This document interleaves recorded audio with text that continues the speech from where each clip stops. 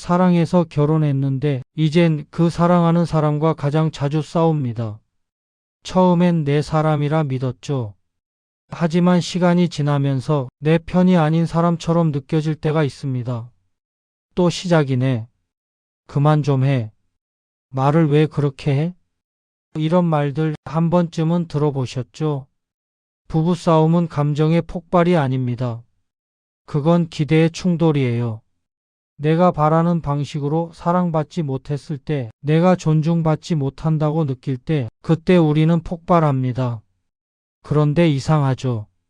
싸움이 끝나면 허무하고 서로 미안한데도 왜 다음에도 또 싸우게 될까요? 오늘은 그 이유를 철학자들의 눈으로 풀어보려 합니다. 그리고 싸움 속에 숨은 이해와 성숙의 의미를 찾아가겠습니다. 여러분, 싸움은 감정이 폭발해서 일어나는 게 아닙니다. 이미 그 전에 수많은 작은 실망들이 쌓여 있었던 거예요. 예를 들어볼까요? 남편은 이렇게 생각합니다. 내가 이렇게 열심히 일하는데 왜 알아주지 않지? 아내는 이렇게 느낍니다.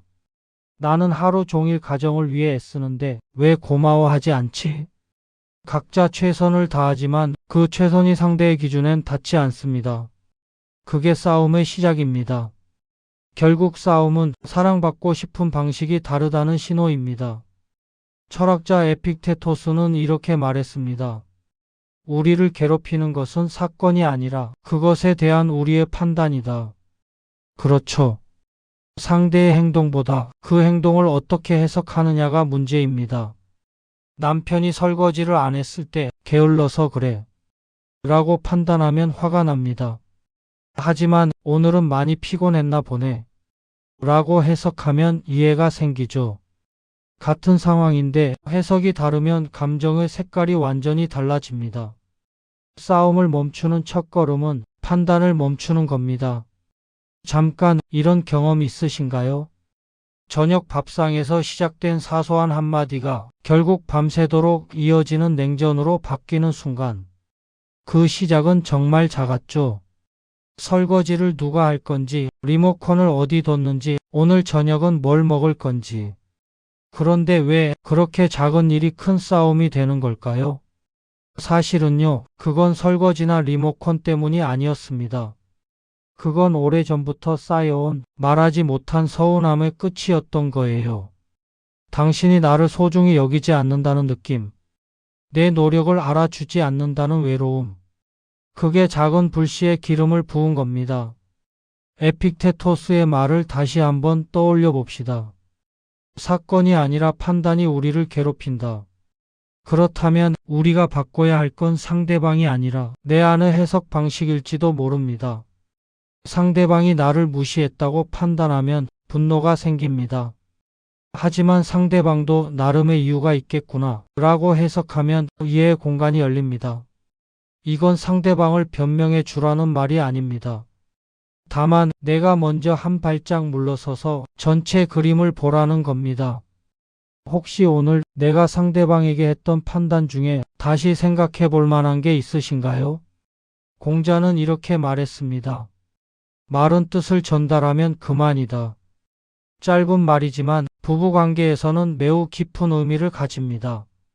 우리는 말을 많이 해서가 아니라 말을 틀리게 해서 상처를 줍니다. 그 말을 왜 그렇게 해? 이 말은 사실 나는 지금 인정받고 싶다는 뜻이 숨어 있습니다. 그런데 상대는 그 속뜻을 듣지 못하고 말의 표면만 받아칩니다. 결국 대화는 점점 차가워지고 말보다 침묵이 늘어갑니다. 부부의 침묵은 평화가 아니라 감정의 고립입니다. 여러분, 마지막으로 배우자와 마음을 나눈 대화가 언제였나요? 혹시 요즘 그냥 필요한 말만 주고받고 계신 건 아닌가요? 밥 먹었어? 언제 들어와? 오늘 뭐 해? 이런 말들은 대화처럼 보이지만 사실 감정이 빠진 업무 보고에 가깝습니다. 공자의 언어 철학은 말의 양이 아니라 말의 온도를 이야기합니다. 오늘은 힘들었지? 이 한마디가 왜 그렇게 예민해? 라는 말보다 100번 더 깊이 다가옵니다. 따뜻한 말은 관계를 살리고 차가운 말은 하루를 무너뜨립니다. 그런데 우리는 왜 가장 가까운 사람에게 가장 차가운 말을 하게 될까요? 아마도 가장 가까운 사람이기에 내 진짜 모습을 숨기지 않아도 된다고 생각하기 때문일 겁니다. 하지만 그게 오히려 독이 됩니다. 친밀함이 무례함의 핑계가 되어서는 안 됩니다. 가까운 사람일수록 더 따뜻한 말을 해야 합니다. 가까운 사람일수록 더 조심스럽게 표현해야 합니다. 왜냐하면 그 사람은 내 말 한마디에 가장 크게 흔들리는 사람이니까요. 오늘 저녁 배우자에게 따뜻한 말 한마디 건네보시겠어요? 오늘 고마웠어. 오늘 수고했어. 오늘 당신이 있어서 좋았어. 이 짧은 말 하나가 오늘 하루를 완전히 다르게 만들 겁니다. 여러분, 화가 났을 때 스스로를 한번 떠올려 보세요. 심장이 빨라지고 호흡이 거칠어지고 입에서는 후회할 말이 튀어나옵니다. 그때 우리는 이렇게 말하죠. 내가 감정을 조절 못해서 그래. 하지만 스토아 철학은 이렇게 말합니다. 감정은 통제할 수 없지만 반응은 선택할 수 있다. 화가 난다고 해서 반드시 상처 주는 말을 해야 하는 건 아닙니다. 그 순간 단 10초만 멈추세요. 숨을 들이쉬고 지금 내가 화난 이유는 무엇인가? 그 질문 하나가 폭발을 막습니다.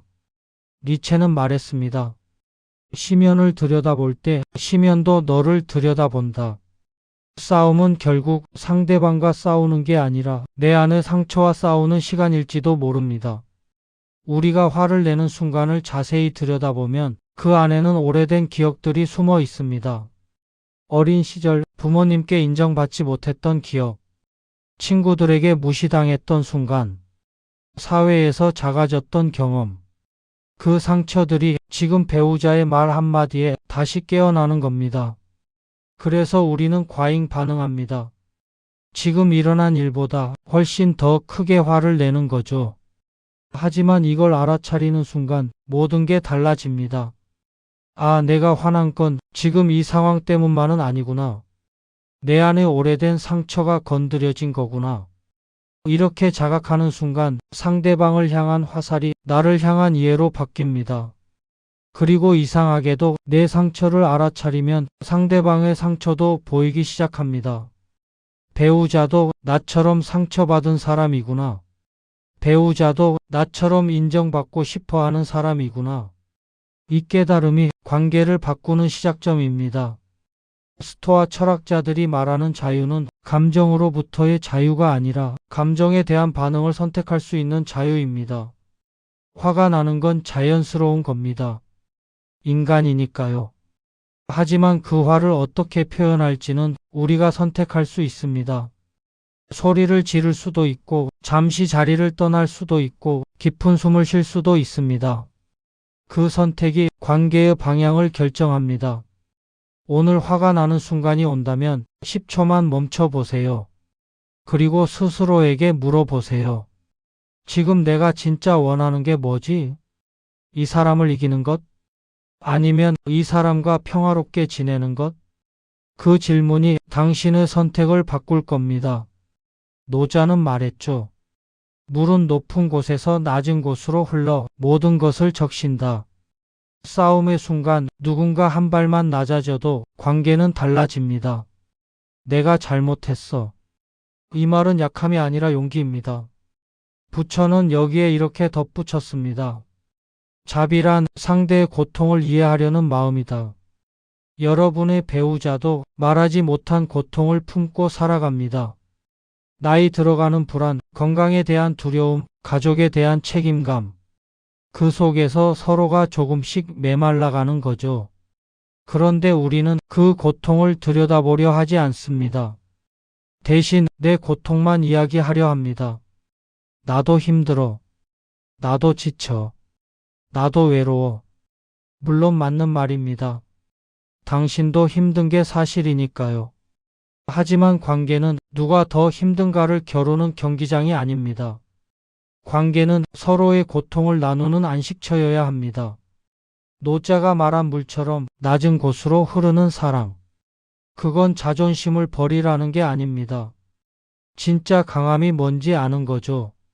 진짜 강한 사람은 먼저 사과할 수 있는 사람입니다. 진짜 강한 사람은 자기 잘못을 인정할 수 있는 사람입니다. 약한 사람은 끝까지 자기가 옳다고 우깁니다.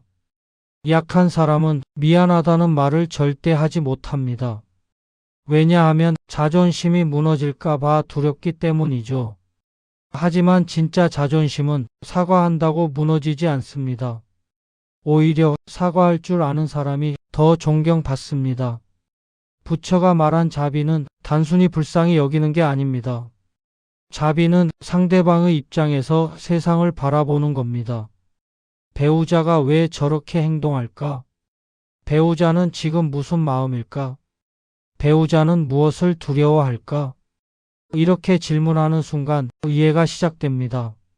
싸움은 이기려는 말로 시작되지만 이해하려는 마음으로 끝납니다. 오늘 배우자의 고통을 한번 들여다보시겠어요? 말로 묻지 않아도 됩니다. 그냥 조용히 관찰해 보세요. 어깨가 처져 있나요? 한숨을 자주 쉬나요? 말이 줄어들었나요? 그게 보이기 시작하면 화낼 수가 없어집니다. 대신 그냥 옆에 있어주고 싶어집니다. 플라톤은 이렇게 말했습니다. 우리가 보는 현실은 그림자일 뿐이다. 남편의 무뚝뚝함, 아내의 잔소리. 그건 진짜 모습이 아닐 수도 있습니다. 그 안에는 가족을 책임지려는 부담, 가정을 지키려는 애정이 숨어 있습니다. 플라톤의 동굴 비유를 기억하시나요? 동굴 안 사람들은 벽에 비친 그림자만 보고 그게 진짜라고 믿습니다. 하지만 진짜는 그 그림자를 만드는 밖의 실체입니다. 부부 관계도 마찬가지입니다. 우리는 상대방의 행동이라는 그림자만 보고 그 사람을 판단합니다. 하지만 진짜는 그 행동 뒤에 숨은 마음입니다. 남편이 말을 안 하는 건 무관심해서가 아니라 어떻게 표현해야 할지 몰라서일 수 있습니다. 아내가 잔소리하는 건 통제하려는 게 아니라 걱정돼서일 수 있습니다. 표면만 보면 미운 마음이 생깁니다. 하지만 본질을 보면 이해가 생깁니다. 아우구스티누스는 말했습니다. 사랑하라, 그리고 내가 원하는 것을 하라. 이 말은 무엇을 해도 좋다는 뜻이 아닙니다. 사랑을 기준으로 보면 모든 행동의 의미가 달라진다는 뜻입니다. 지금 화내고 있는 이유도 결국은 사랑받고 싶어서일지 모릅니다. 나를 소중히 여겨줬으면, 나를 이해해줬으면, 나를 인정해줬으면, 이 모든 바람은 사랑받고 싶다는 마음에서 나옵니다. 그렇다면 상대방도 똑같은 마음이겠죠. 상대방도 나에게 사랑받고 싶어 합니다. 상대방도 나에게 인정받고 싶어 합니다. 우리는 서로 같은 것을 원하고 있는 겁니다. 다만 표현 방식이 다를 뿐이죠. 플라톤이 말한 것처럼 본질을 보세요. 그림자가 아니라 그 뒤에 진짜 마음을 보세요. 그러면 미울 사람이 없어집니다. 대신 이해할 수밖에 없는 사람이 보입니다. 오늘 배우자의 행동 뒤에 숨은 진짜 마음을 한번 찾아보시겠어요? 아마도 거기엔 당신을 향한 서툰 사랑이 숨어 있을 겁니다. 싸움이 끝났다고 해서 관계가 끝난 건 아닙니다. 그건 다시 시작할 기회입니다. 괴테는 말했죠. 매일 새롭게 사랑에 빠져라. 사랑은 감정이 아니라 선택입니다. 매일 아침 오늘도 이 사람을 사랑하겠다. 그 결심이 관계를 바꿉니다. 여러분, 처음 사랑에 빠졌을 때를 기억하시나요? 그때는 상대방의 모든 게 좋았습니다. 작은 습관도, 말투도, 웃음소리도. 그런데 지금은 어떤가요? 똑같은 그 습관이 이제는 짜증나게 느껴집니다. 왜 그럴까요? 감정이 식어서? 아닙니다. 익숙해져서입니다. 익숙함은 편안함을 주지만 동시에 소중함을 잊게 만듭니다. 괴테가 말한 매일 새롭게 사랑에 빠지라는 건 바로 이 익숙함을 깨라는 뜻입니다. 오늘 아침 배우자를 보면서 처음 만났을 때의 마음을 떠올려 보세요. 그때 느꼈던 설렘과 감사를, 그 사람이 내 곁에 있어 준다는 것만으로도 기적이었던 그때를 시간이 지나면 우리는 당연함의 덫에 빠집니다. 당연히 밥을 해줄 거야. 당연히 돈을 벌어올 거야. 당연히 나를 사랑할 거야. 하지만 세상에 당연한 건 아무것도 없습니다. 그 사람이 오늘 내 곁에 있는 것도 선택입니다. 그 사람도 나를 떠날 수 있었습니다. 그런데도 여전히 나와 함께 있습니다. 그게 얼마나 큰 선물인지 우리는 잊고 삽니다. 싸움 후 관계를 회복하는 방법 어렵지 않습니다. 5가지만 기억하세요. 첫째, 감사 표현하기. 오늘 고마웠어. 이 한마디가 얼어붙은 마음을 녹입니다. 고맙다는 말은 상대방의 존재를 인정하는 겁니다. 당신이 있어서 내 하루가 조금 더 나아졌어. 이 메시지를 전하는 거죠. 둘째, 작은 스킨십. 어깨 한 번, 손 한 번. 말보다 먼저 몸이 화해합니다. 스킨십은 말없이 전하는 사과입니다. 내가 너를 밀어내지 않았어. 여전히 너를 가까이 두고 싶어. 그 마음이 손길을 통해 전달됩니다. 셋째, 새로운 경험 함께하기. 작은 산책도 충분합니다. 같은 공간에서 같은 시간을 함께 보내는 것. 그것만으로도 관계는 다시 이어집니다. 새로운 경험은 새로운 추억을 만듭니다. 그리고 추억은 관계를 단단하게 만드는 접착제입니다. 넷째, 추억 나누기. 예전 사진을 함께 보세요. 우리 저때 참 젊었네. 저때는 이런 일도 있었지. 과거를 돌아보는 건 우리가 함께 걸어온 길을 확인하는 겁니다. 그 길이 결코 짧지 않았다는 것, 그 길 위에 우리의 사랑이 새겨져 있다는 것. 그걸 함께 확인하면 지금의 작은 다툼이 별것 아니게 느껴집니다. 다섯째, 미래 이야기하기. 우리 다음에 이런 거 해보자. 미래를 함께 그리는 건 관계가 계속되리라는 믿음입니다. 지금 힘들어도 우리는 함께 갈 거야. 그 약속이 오늘의 어려움을 견디게 합니다. 감정은 시간에 희미해지지만 습관은 관계를 다시 살립니다. 매일 고맙다고 말하고 매일 손을 잡고 매일 함께 웃으세요. 그 작은 습관들이 큰 사랑을 만듭니다. 여러분, 오늘 하루 이 중 한 가지만이라도 실천해 보시겠어요? 배우자에게 고맙다고 말해 보세요. 그냥 이유 없이. 그 한마디가 오늘 하루를 완전히 바꿀 겁니다. 사람은 누구나 이해받지 못할 때 외로워집니다. 하지만 진짜 성숙한 관계는 서로를 완전히 이해하는 것이 아니라 이해하려는 노력을 포기하지 않는 것입니다. 완전한 이해란 사실 불가능합니다. 아무리 오래 함께 산 부부라도 상대방을 100% 이해할 수는 없습니다. 왜냐하면 사람은 계속 변하고 상황도 계속 변하니까요. 어제의 그 사람과 오늘의 그 사람은 조금씩 다릅니다. 그러니 완전한 이해를 기대하지 마세요. 대신 매일 조금씩 다시 이해하려고 노력하세요. 오늘 당신은 어떤 마음이에요? 오늘 무슨 일이 있었어요? 오늘 뭐가 힘들었어요? 이렇게 매일 새롭게 질문하는 거죠. 그게 진짜 사랑입니다. 사랑이란 매일 같은 사람을 새로운 마음으로 바라보는 일입니다. 어제 화냈던 그 사람을 오늘은 다시 품는 일입니다. 오늘 실망했던 그 사람을 내일은 다시 믿는 일입니다. 쉽지 않습니다. 때론 지칠 수도 있습니다. 하지만 그게 관계를 지키는 방법입니다. 포기하지 않는 것. 매일매일 다시 선택하는 것. 그게 진짜 사랑이고 진짜 부부입니다. 오늘 싸운 사람도 그 싸움이 여러분을 더 단단하게 만들어 줄 겁니다. 싸움은 관계의 끝이 아니라 더 깊은 이해의 시작입니다. 그 싸움을 통해 우리는 상대방을 더 알게 됩니다. 아, 이 사람은 이럴 때 화가 나는구나. 이 사람은 이런 말을 들으면 상처받는구나. 이 사람은 이런 방식으로 사랑받고 싶구나. 하나씩 하나씩 알아가는 겁니다. 그리고 그 알미 사랑을 더 깊게 만듭니다. 처음의 사랑은 몰라서 하는 사랑입니다. 상대방이 어떤 사람인지 몰라서 모든 게 새롭고 설렙니다. 하지만 진짜 사랑은 알면서도 하는 사랑입니다. 상대방의 단점을 알고 상처를 알고 약점을 알면서도 여전히 사랑하는 것. 그게 성숙한 사랑입니다. 여러분의 관계가 그런 사랑으로 익어가길 바랍니다. 싸움으로 멀어지는 게 아니라 싸움으로 더 가까워지는 그런 관계가 되길 바랍니다. 그리고 기억하세요. 사랑은 한 번의 큰 결정이 아니라 매일의 작은 선택들입니다.